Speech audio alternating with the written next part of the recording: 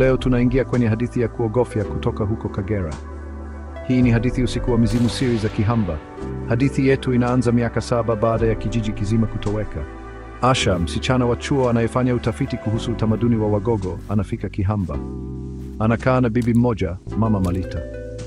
Usiku wa kwanza, Asha anasikia wimbo wa huzuni, rudisheni mwili wangu, sitaki giza tena. Lakini anapofungua dirisha, haoni kitu. Siku inayofuata Asha anaingia msituni, anapiga picha makaburi ya kale, lakini anapotoka anasikia minongono nyuma yake. Anageuka, haoni kitu. Baadaye, akiangalia picha, anaona watu wenye nguo nyeusi nyuma yake kwenye kila picha, japokuwa hakuwaona alipokuwa akipiga picha. Mama Malita anatetemeka akiona picha, hawakutaka uone, lakini sasa wamekuchagua.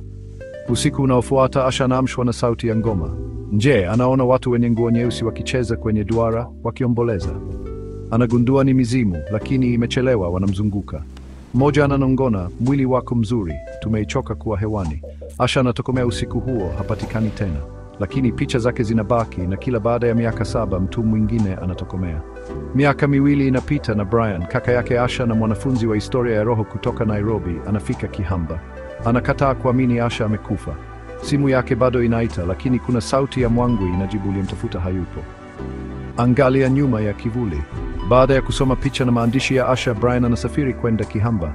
Anakutana na mtu wa mwisho kumwona Asha, Mama Malita. Sasa ni kipofu. Macho yake yaliharibika baada ya kuona yasiyoruhusiwa. Anamwonya Brian, usitafute kinachotakiwa kusahaulika. Brian, bila kujali, anaingia msitu wa Itimbo na kamera na daftari la Asha.